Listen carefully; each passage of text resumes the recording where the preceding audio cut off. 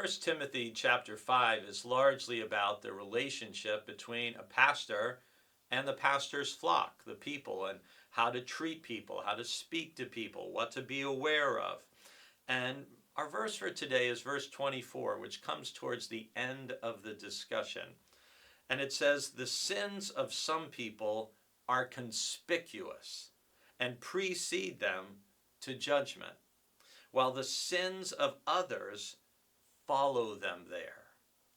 It's a really interesting verse. And again, if you think about those of us who are in Christian leadership, why does First Timothy think this is an important thing to communicate with spiritual leaders in local churches? Well, I think first of all, the overall thought that we should hold on to is it's better to avoid sin in the first place for us as individual believers. It's much better not to be guilty of a particular sin than to have to repent from it, deal with the consequences, which are usually difficult, harmful, painful, not easy to get through.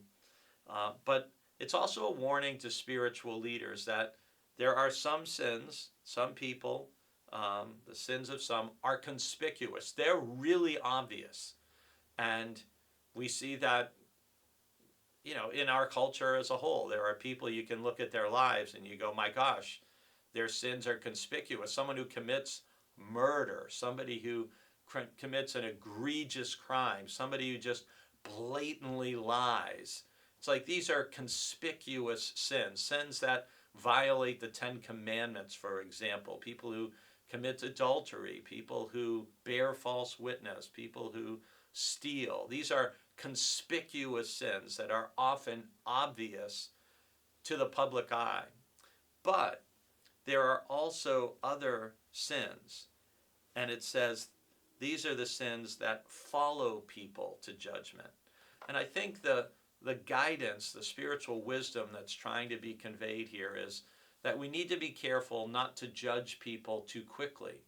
Because while there's some people whose sins are conspicuous and obvious, there are other people who may on the surface present as very holy, righteous, or devout, and yet there are hidden sins that aren't obvious to the public eye that someone can be guilty of.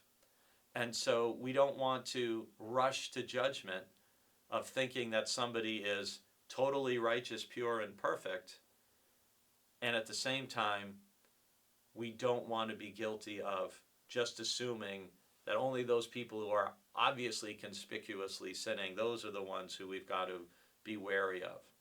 So it's better, as I said, avoid sin in the first place, but recognize that whether our sin is conspicuous sometimes, it's obvious to other people and we need to confess it and repent from it and try not to do it again. We also want to be on guard against sins that maybe you alone know of. But if you know of it, God knows of it. And so we want to turn from that as well.